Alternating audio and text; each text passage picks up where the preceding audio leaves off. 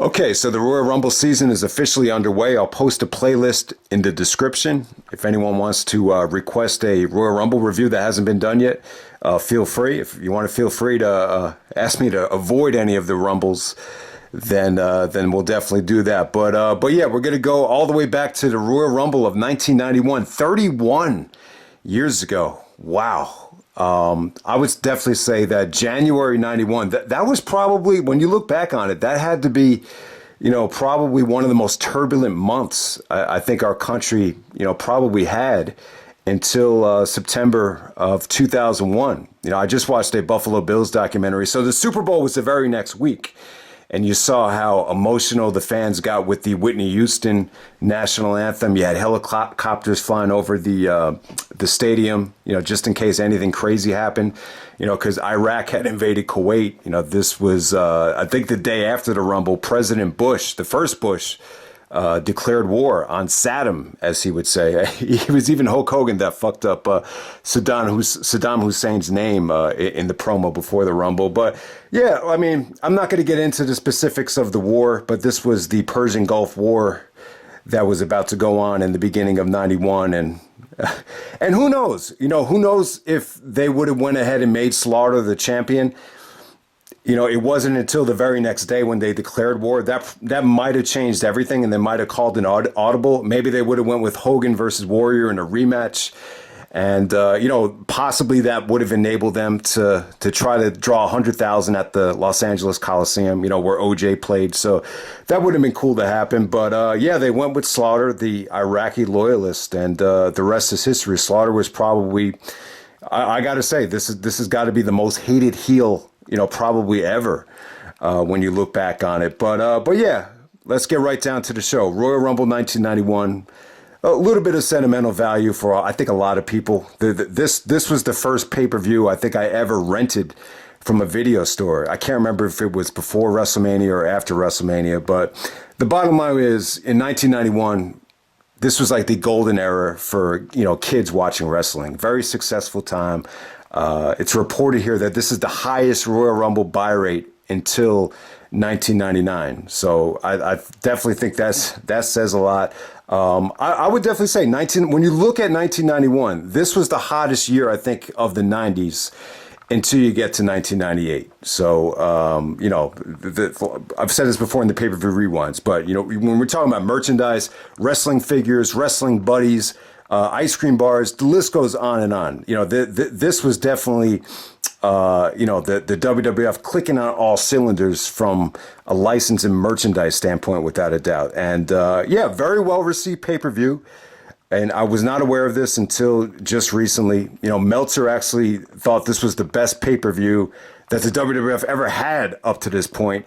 He thinks that the opener between the Rockers and the Orient Express, maybe the best wrestling match the WWF had on pay-per-view since WrestleMania 3. So that's nice to hear, because I always thought the Rockers opener was, definitely one of the best Royal Rumble matches of all time. But at the same time, I think it seems to me like a lot of people are very polarized on the actual Royal Rumble match. So this is Miami, Florida. They did about 16,000 fans. We start off the night with the Rockers, Shawn Michaels and Marty Jannetty, taking on the Orient Express. This version is actually Kato and Tanaka with Mr. Fuji. So this got about 20 minutes out there. And, it brings back memories, too, of Degeneration X. I think there was a DX skit where they actually had Mr. Fuji in it, and Shawn was like, hey, I want to hang out with Mr. Fuji. So this is one of the matches with Shawn and Mr. Fuji. You can see where the history first started. But yeah, awesome stuff right here, man. Out of all the pay-per-view matches that the Rockers have had, I would definitely say, yeah, this is the most accessible, but yeah, this has got to be the best pay-per-view match I think the Rockers have ever had. I mean, the crowd was hot for them. I thought the Orient Express, this is an example of a Japanese team working a WWF heel style, which, you didn't really get to see a lot of over the years. I thought Shawn and Marty were great. They were definitely, they were high flyers, but at the same time, from a fundamental standpoint, I thought they were both awesome. Just Shawn Michaels doing the moonsault, like how he executed it. He was getting double teamed from the turnbuckle, and when he hit it, it was like the only way he could come down from the top top rope, and it just made a lot of sense. The finish came off great with Marty doing the sunset flip. Tremendous action. A lot of like beautiful simultaneous action here with Marty and Shawn doing crossbodies at the same time, and just a whole bunch of different high spots from them. And Marty got a great hot tag. And I know Marty gets a lot of heat. It was, I think it was Seth Rollins had a line. He was talking about the Shield, and he said, the Shield didn't have any Marty Jannettis, with all due respect to Marty Jannetty. And it's a shame, man. Marty just didn't have like the will and the gift of gab that Shawn Michaels had. But that doesn't mean he wasn't a good worker. He just, from a personality standpoint, it just probably wasn't. There's just no way he could have reached Shawn Michaels level. But yeah, man, the match was awesome. I thought it was a lot of fun. For 1991, this is incredible stuff. And, I had no idea, but like even Dave Meltzer was saying back in 1991 that, Shawn is becoming like one of the hottest and best wrestlers in the business. So yeah, great stuff there. All right. So next up, you had the Big Boss Man taking on the Barbarian with Bobby Heenan. It's funny, like, if you look at the match length and just look at the match on paper, you're like, oh my God, how did they pull this off for 14 minutes and 15 seconds? But I'll tell you, man, it ended up being good. Started off slow, but, Bossman fought out the bear hug, and the fans just got behind him. It was surprisingly just good stuff, I think at that time, a lot of the kids, a lot of the families really connected with Big Boss Man. He cut good promos. At this time, he was actually getting in better shape, and yeah, he was a good wrestler for that time. I prefer Boss Man actually as a babyface compared to a lot of the heel stuff he did, when he came back during the Attitude Era. And Barbarian looks like he's straight out of a prehistoric movie. The guy looked like a superhero. Like he just had that physique. He looked like he was straight out of one of these ancient biblical times. History movies. So, yeah, I thought it was good stuff. Bossman actually countered a power slam into a crossbody to get the victory. Crowd popped. Started off slow, but surprisingly, it ended up being a lot better than expected. Okay, so next up you had the Sherri Martel promo.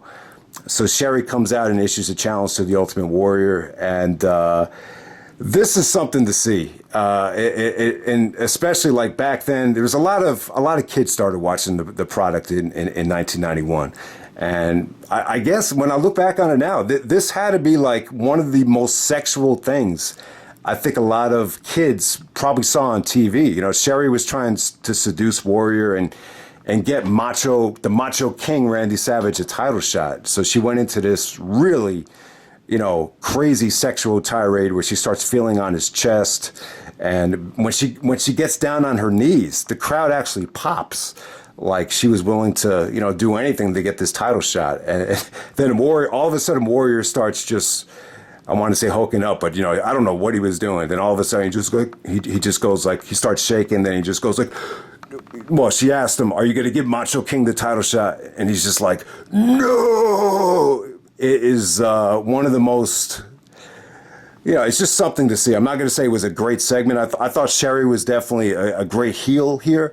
But yeah, just the Warriors promos, just there was just nothing like it. It's just kind of weird, to not accept a title match. That's kind of something a heel would do. But, I guess the idea was Sherri was hated so much that saying no to her, it was more of a babyface thing to do. All right, and so you get Sergeant Slaughter going up against the Ultimate Warrior in the title match. I actually like this match. The promos between Slaughter and Warrior were definitely something to check out. Slaughter, I remember this as a kid. He was calling the Ultimate Warrior the Ultimate Puke. He called him the Ultimate Puke like a million times. And Ultimate Warrior referred to Sergeant Slaughter like this, Sergeant Slaughter.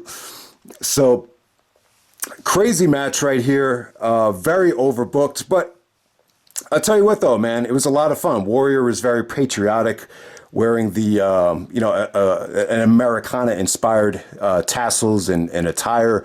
I thought that was cool.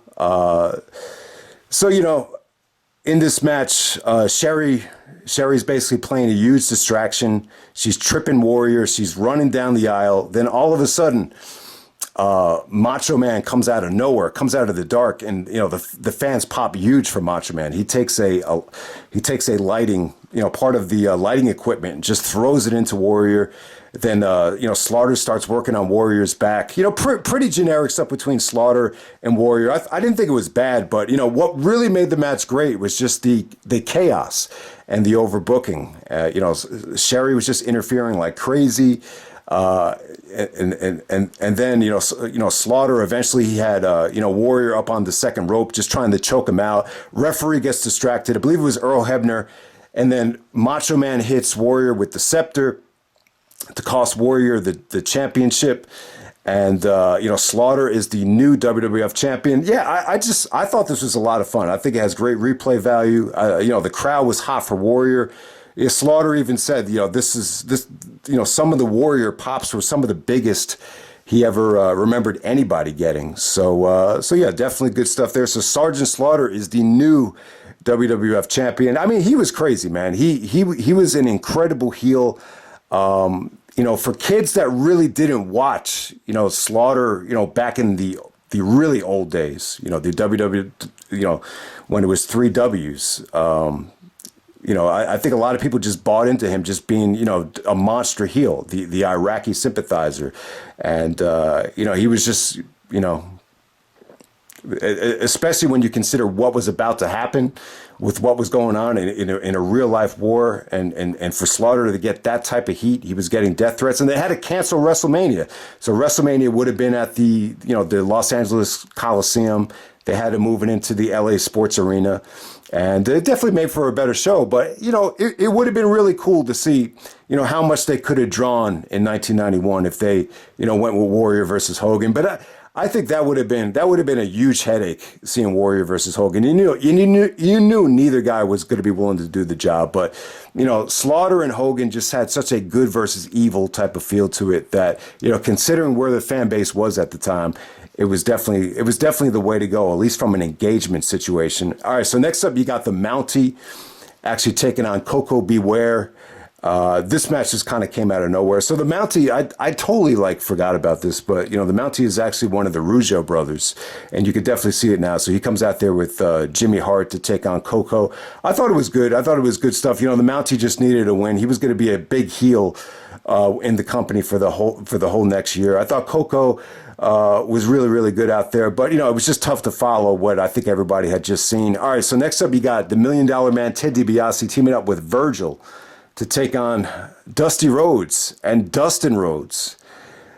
Wow. I mean, when you look back at what's going on with Cody Rhodes and AEW and with Brandy right now, this was really cool to watch.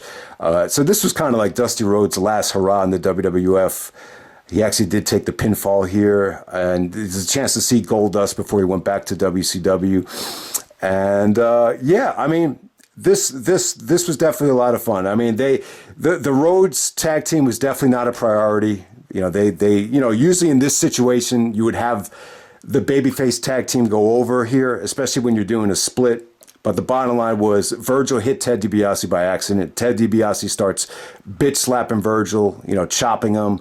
But DiBiase still gets the pinfall, but after the match is over, he starts yelling at Virgil and tells him to put the $1 million belt around his waist. Virgil does not do it, and he clocks DiBiase with the belt when DiBiase takes his eyes off of him, and it came off great. The Virgil heel babyface turn came off amazing. Roddy Piper played a huge part in this. Piper was great in the show. So the commentary was actually Monsoon and Piper. And I remember back in the day, my brother said something about Piper's commentary. He said, oh, man, back at that time, a lot of bench press and a lot of cocaine. So I was thinking about that line. But, yeah, Piper just cut these promos in the middle of the show. He was just fired up about the war. He was fired up about Virgil. He was very instrumental in getting Virgil over, I thought. So, yeah, so that definitely set up the Virgil DiBiase match at WrestleMania. And then I think they had an even better match at SummerSlam. It was just very well done. The crowd really got behind Virgil. I think a lot of people were happy for him after eating all that shit from the $1 Million Man for years. So, yeah, from a booking standpoint, it was I would definitely say one of the best babyface turns ever. And then next up, we had the Royal Rumble match. This is the second Royal Rumble in a row that Hulk Hogan won. So, you know what, guys? I know a lot of people aren't going to watch a Royal Rumble 1991 video. Obviously, maybe back in 2002, a classic review of 1991 would have generated a lot of attention. But, obviously, a lot of the people that grew up watching Hulk Hogan, they're probably in their late 40s, early 50s now. So the Hogan nostalgia is pretty much a thing of the past. And even when you watch WrestleMania this year with Hogan as the guest host getting booed out there with Titus O'Neil, it's a little bit depressing where you see that Hogan's definitely fell off a little bit. Especially, I just don't think he's really recovered yet a lot from the the racism stuff and all that stuff. But yeah, I just want to pay respect to Hogan. When you look at the big picture here, Hogan deserves a lot of credit, I think, for making the Royal Rumble very credible. Even at this time in 1990 and 1991, winning the Rumble did not guarantee you a title shot. But at this particular pay-per-view, Hogan was going to get the title shot against Sergeant Slaughter. It just made sense. He actually dedicated this match to the troops, on a live promo before the Rumble. So if Hogan does not win this thing, he probably would have looked like an idiot. So it was a very predictable Rumble. But if there's anybody out there that has not seen the Rumble yet, I'm not going to lie to you and say it was amazing. I just can't see anyone out there, thinking this was a great Rumble. It wasn't very well booked. It just features a lot of guys in the ring, a lot of mass in the ring, just punching and kicking each other. It didn't flow very well. In a lot of ways, it just definitely makes you appreciate, a lot of the more recent Royal Rumbles and just how well paced they are. The pacing of this Rumble was just not good. Some of the bright spots. Bret Hart enters the Rumble at number 1. He lasts about 20 minutes. Bret doesn't really show how great of a wrestler he is, but the fact that he was able to enter this thing first, it showed you that the company placed a lot of value in him, at least from a in-ring general standpoint. Really, the story of the match is actually Rick the Model Martel from a conditioning standpoint. He lasted about 52 minutes and 17 seconds. That's actually a Rumble record at the time. Jake Roberts looked awesome. Him and Rick Martel were feuding. I thought Roberts looked like, he looked like $1 million. That was probably the best I've ever seen Jake the Snake look. Undertaker actually made his debut at the Royal Rumble. Unfortunately, he was eliminated by Hawk and Animal. Bruce Pritchard was saying that they should have gave him the Diesel treatment on this show, where he eliminates like 10 guys, and then you have the confrontation between him and Hogan. Yeah, I kind of agree. I think that would have been the better way to go. British Bulldog had a great performance. He was in there for over a half hour. Macho Man Randy Savage, he no-showed the match after the fiasco with Warrior. But I'll tell you what, though. I thought Savage was great on this show. When Warrior said no to Sherri, Savage was in the back. He was like, he said no. He said no. I thought he was great, and I thought his interference was definitely some of the best heel work I think Randy Savage had ever done. But yeah, man, you know what? Let's just talk about the ending here.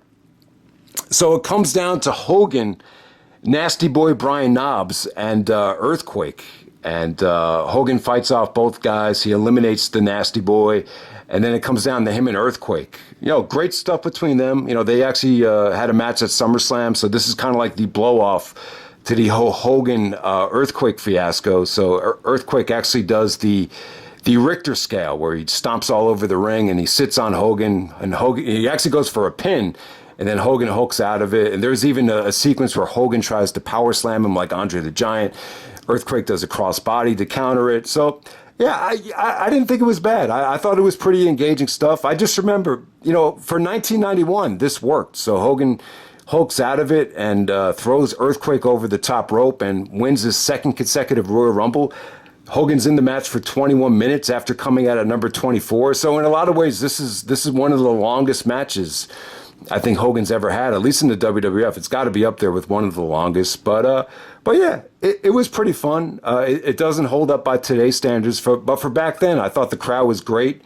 The reaction was really good. I mean, almost everybody in this match either had a wrestling figure. Even some of the guys had wrestling buddies. So, I thought it had great star power, for that time. But yeah, is it one of the best Rumbles ever? No.